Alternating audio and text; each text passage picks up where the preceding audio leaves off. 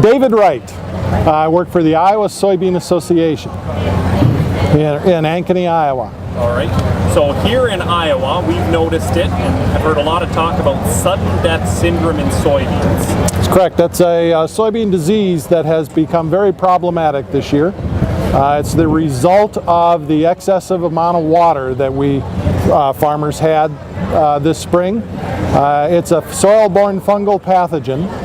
It's widespread throughout Iowa that infects the soybean root within about 4 to 7 days after germination.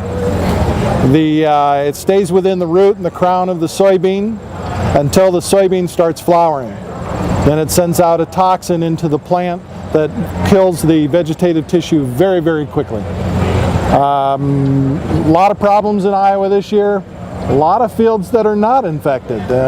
We're seeing farmers come through our tent here this year saying we have the best soybean yields that we think we're going to have. So it's hit and miss, but it's serious enough that farmers have become extremely concerned. Yield losses are expected to be average of 20% in fields that's been infected. Could range much higher than that. We have farmers that are not looking forward to driving the combine into that field this fall. So now, is there something that makes the difference from this field to the next field in terms of why this one got taken and that one didn't? Is it a variety thing? What would do that? There's a lot of different reasons for the differences that farmers may see. The problem is compounded by compacted soil. So if a farmer worked his fields a little bit too wet in this spring, those fields are generally the ones that we're seeing sudden death syndrome in first.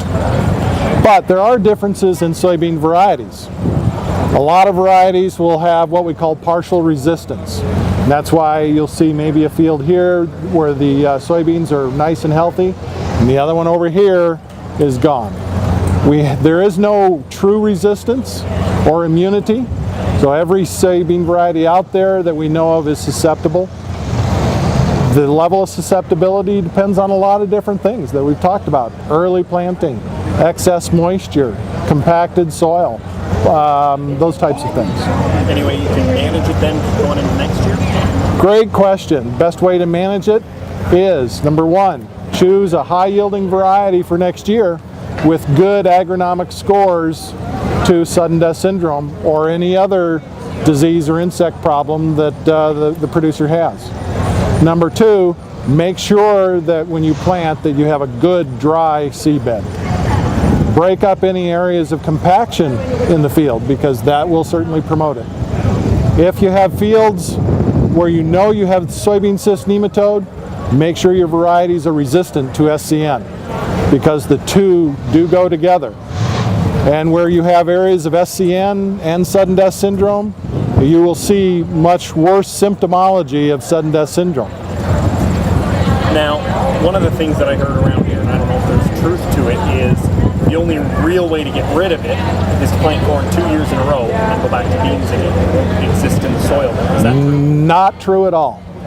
You can have continuous corn for 10 years, and then when you have soybeans, you can have massive sudden death syndrome because the fungal pathogen that causes sudden death syndrome also reproduces on corn residue and dropped corn kernels. So crop rotation has no effect in managing soybeans sudden death syndrome. So this is another one. I mean, residue management in corn is a big issue too, so that obviously has to be dealt with. Or it could be another issue that brings sudden death syndrome. Absolutely. Absolutely. Best way to manage it, talk to your seed dealers. They'll all have a much better handle this year on the tolerance of their product lineup to sudden death syndrome. Talk with them, spend a lot of time with them, choose the right varieties. Choose high-yielding varieties first though, because sudden death syndrome is not a disease that we will see of this magnitude or this severity probably next year. So we want to continue to plant early to maximize yield potential. And so choose high-yielding varieties, then look at agronomic scores for sudden death syndrome and other diseases like white mold. Is there any statistics across the nation on how much is being affected? How much yield loss from sudden death syndrome? None that I can recite. right now there are estimates from year to year on sudden death syndrome. Its severity has been increasing for the last 5, 6, 7 years, which is not a surprise.